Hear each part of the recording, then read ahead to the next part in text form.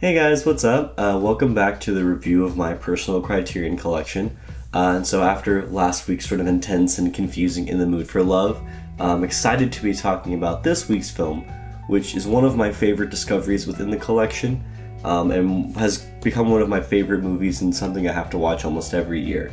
And that is Wes Anderson's The Royal Tenenbaums, which is number 157 in the Criterion collection. So my relationship with the Royal Tenenbaums and with Wes Anderson is a little interesting. So the first Wes Anderson movie I saw was Fantastic Mr. Fox, which I saw when I was in middle school. Didn't even know who Wes Anderson was, hadn't heard of any of his movies. But Fantastic Mr. Fox really stuck out to me. It was a movie that felt very special to me. And then years later, I saw Moonrise Kingdom and absolutely loved it. And from there, I tried to watch as many of Wes Anderson films as I could. And from that point on, I realized that with Wes Anderson, I have a very off and on relationship with him, where with his films, I either absolutely love them, or they just completely do not work for me. Not in the sense that I hate them, I still admire them, and I feel like I understand what he's going for. It's just not something that appeals to me. So films like Rushmore, Isle of Dogs, and unfortunately, eventually, Moonrise Kingdom, those films don't really appeal to me, especially like Isle of Dogs. I don't really get... I've seen it multiple times and I still don't really get what he's going for. It's a movie that I like the more I see it, but even then I feel like it's just such a kind of... I just go, okay, but I still don't really get why this was made. You know, I don't get what you're trying to say beyond... dogs are cool and we should like them, you know? But then there are movies like Royal Tenenbaums, Grand Budapest Hotel, Fantastic Mr. Fox. These films that really connect with me and are really special to me, and ones that I come back to multiple times and somehow always find new things within them because they're so intricately designed. Of course, Wes Anderson is most well known for his perfectionist framing and filmmaking, and his sort of dollhouse design where everything, every frame, every room is sort of perfectly laid out. And I think the film that really established that style is The Royal Tenenbaums, which was his third film that he ever made. And in my opinion, it's one of his best films and one of his most emotional all the way through. I think it's just a very emotional film that I think is more easy to get into as compared to some of his other films. But to get into the plot, The Royal Tenenbaums follows the Tenenbaum family, who consists of the father, Royal Tenenbaum, the mother, 3 kids, where the father, Royal, is sort of like a deadbeat. This guy who's sort of stuck in the past or stuck in his youth and doesn't really want to grow up or have any sort of like control or management of his life, and because of that, is eventually cut from his family. And while the mom is left to sort of raise them on her own, she does raise them to become their 3 children to become geniuses and scholars and just the at the top of their field when they're all the age of like 10 or 11 or 12, you know, like in that sort of early childhood, early teenhood age. And so all of these kids, you have Ben Stiller's character, who grew up to be Ben Stiller. His character is sort of this businessman type who peaks at a young age for creating these mice, like Dalmatian mice. You have Luke Wilson's character, who is a champion tennis player at a young age and eventually falls from grace in his adulthood. And then you have Gwyneth Paltrow's character, who is this sort of gifted playwright at a young age, and leads this life of fantasy and mystery and intrigue. So they sort of peak when they're children, and then as they grow up, their lives start to sort of crumble apart until they eventually end up in their late 20s, early 30s, wondering where the hell everything went wrong. At the same time, Royal is thinking these things as well, and sort of enters himself back into his family's life with a plot sort of convincing them that he's dying of a disease. And the mystery of the film is, well, is he actually dying of a disease, or is that quite what's happening, or is he really just trying to scam them so he can get back into his family? And then the even greater mystery on top of that is, well, does he deserve that love? Is he really here for the family to make that connection? Or is he just doing this, or possibly faking this, just because he wants a free ride, you know? And from there, everybody within the family sort of returns to the house and returns to this sort of place of safety and protection as tensions build and comedic hijinks ensue. And I think right off the bat, what I love about Royal and Tenenbaums is the ensemble cast, which is incredible. Gene Hackman as Royal, Angelica Houston as the mom, Ben Stiller, Luke Wilson, Gwyneth Paltrow are the kids. Danny Glover is the mom's suitor, or like her next possible husband. Owen Wilson is like the family's best friend, who grows up to be this like famous writer with a very bad coke addiction. Who else is in the movie? Bill Murray is Gwyneth Paltrow's husband, who sort of is the psychologist that's to deal with her depression and sort of try to reconcile with that. I know I'm probably gonna forget somebody. There's probably somebody else in the film that's in there and absolutely kills it. But this cast is firing on all cylinders, and even though people like Bill Murray are barely in the movie, his scenes probably account for 5 minutes of the total runtime, he still makes a very large impression just with his look, his interactions, just his placement within the film and the way he's presented says so much. And I think that's what Wes Anderson excels at, and what this film really epitomizes is his ability to express so much in so little time, only with like visuals and how a character looks, how they're framed, and little mannerisms they have. So I think about like little details like how no one knows Gwyneth Paltrow's character smokes, even though she's been a smoker since she was like 12, or like how Owen Wilson's character is addicted to coke, and while you never see the cocaine, there's all these little things like he goes to a dealer, he has a weird memorable TV interview where he's clearly out of it, things like that. Or how Ben Stiller's character is so controlled and so like focused on minute details that all he wears all day every day is this red like Adidas running suit or track suit, and his kids wear the same things as well. And then it's really interesting to see how everybody's mannerisms are things that they their little character traits are sort of rustled by the introduction of Royal, which I think Gene Hackman's performance in this film cannot be understated, and his contribution to the film cannot be understated. Gene Hackman, in a weird way, is the heart of the film. He feels the most unlike a Wes Anderson character. He's very emotive, he's very individual, like he has these weird tics and little sayings that he has that like no one has ever said in the past 50 years, but there's just little things, and he says it with so much charisma and so much passion, you can't help but follow along with it, and you totally buy why this family and why so many people would give him so many chances and try to appeal to him and be with him, because he's so charismatic, he's so inviting, that you want to give him a chance. And there are little moments that, even though you may dislike Royal, as rightfully you should at points, he is kind of a bad person, he's still human, and he still has some problems and issues and lessons to learn.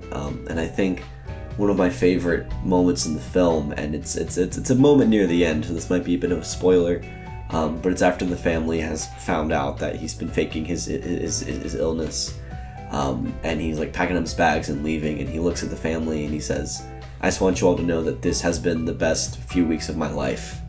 And then he pauses, and the narrator, who was Alec Baldwin, starts his voiceover and says, and in that moment, Royal realized that was true. And I just think that's sort of like the epitome of his character and of his character arc within the film.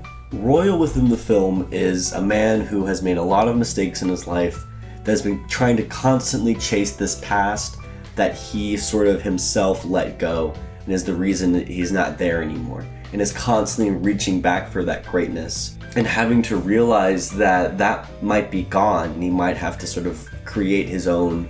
He may have to pick up the pieces, and rather than recreate something, work with what he has and create something new. And I think everyone in the family is sort of in that spot where the mom hasn't yet remarried, and now that Danny Glover's entered her life, she has to consider, well, maybe it's time to start this new chapter, to let go of Royal and any of the guilt I've had about raising the kids. Ben Stiller's wife has died, and so he has to deal with being super obsessed with safety and restrictiveness, and realizing that maybe this is bad for his kids. Maybe he's being as controlling.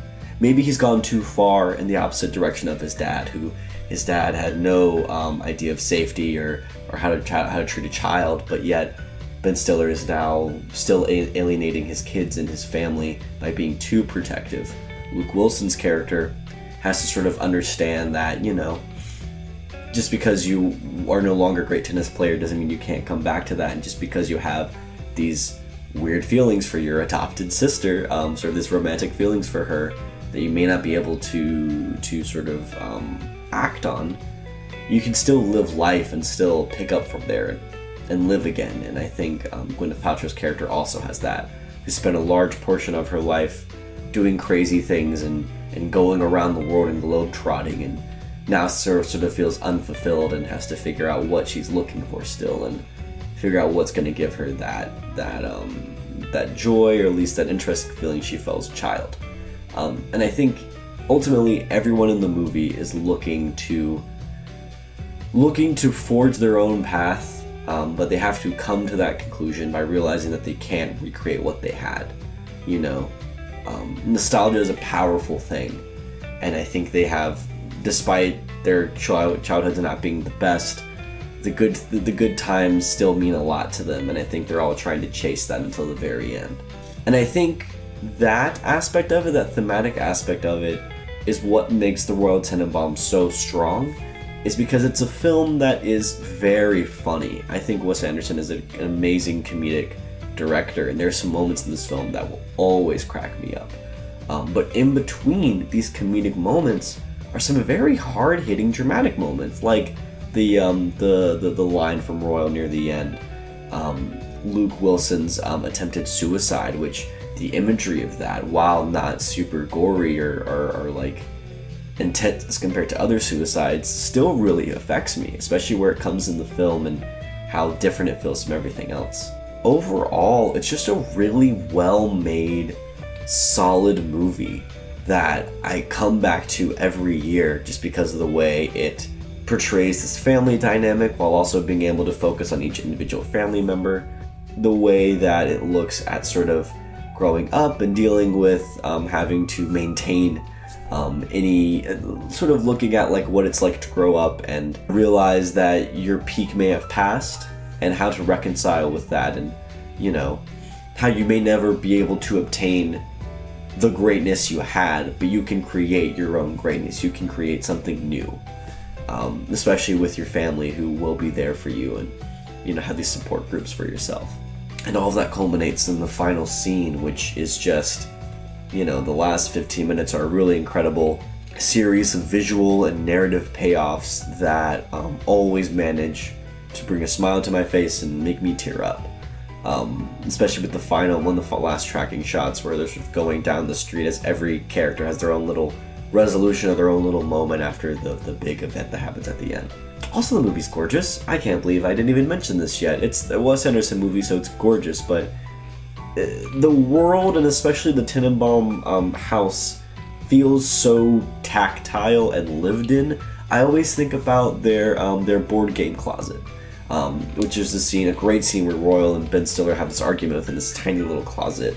And there's just, stacks and stacks and stacks of board games of varying ages, and they all look worn and torn, and they feel like they've been in that house forever. You can just imagine, all of those board games have been played with multiple times on quiet weekend afternoons, It just, everything feels very lived in and very tactile and in place, This feels like its own world, despite it being presented in a very uncommon way. But it feels like, it feels like you could walk into the screen and be with these characters and be around them and, interact with their environment. It's just an amazingly well shot film and amazing performances. It's just, I don't know, The Royal Tenenbaums just really works for me on all levels, and it's a movie that when I start, I have to finish. I can't not finish it. And I feel like I'm rambling a lot about this movie. But that's just because I think there's so much to talk about and so much to go into. But if you love this movie like I do, or if you just want to get into it, there are a lot of great special features because you have a really great behind-the-scenes documentary about the production of the film, going into the pre-production, sets, performances, things like that, editing, all that good stuff, and getting a really intimate look at how Wes Anderson works. That I found really, really interesting. A interview with on the Peter Bradley show, where they interview a variety of cast members, like side cast members that have been in Wes Anderson's other films, which I didn't get a chance to watch, but I'm pretty sure it's interesting. And then I think one of the main reasons to pick up this Criterion is going to be for the booklet, which I have to show this off. So not only are you getting a really great booklet with an essay from Kent Jones, but you're also getting this, which is sort of this printed, almost like poster version of all of the production design notes and drawings that Wes Anderson and his brother, I believe, did, which look like this and like this. And for someone like myself and many other people who are fans of his films and are fans of what Wes Anderson does and the way he makes his films look, it's a really great look at like how he achieves this and what he's looking for, and how much pre-planning goes into his films and how many details there are. But then there's also this essay from Kent Jones, which looks at not only the Royal Tenenbaums, but at the time this was written, Wes Anderson's two other films, Bottle Rocket and Rushmore, and how he's able to sort of create characters that are very, despite being sort of comedic and distant and presented in a very Wes Anderson way, have a lot of emotional, subtle depth to them that is felt within these details that Wes Anderson focuses so much on. And I felt it was a really fascinating read and a really great addition to this Criterion overall. So yeah, The Royal Tenenbaums, one of my favorite movies of all time. I think that if you are a fan of Wes Anderson's work and you haven't seen it, I highly recommend it. One of his best movies, one of my favorites from him, one of my favorite Criterions that I own, and one that I've probably opened up at least once a year ever since I've gotten it. But thank you all for watching. Do you like The Royal Tenenbaums? Do you like Wes Anderson? Let me know in the comments. Please like and subscribe if you like this video, and come back next time for another Criterion video, where we will be talking about the controversial and yet currently lauded British film, The Life and Death of Colonel Blimp. But thank you all so much for watching, and hope you have a great day. Bye-bye.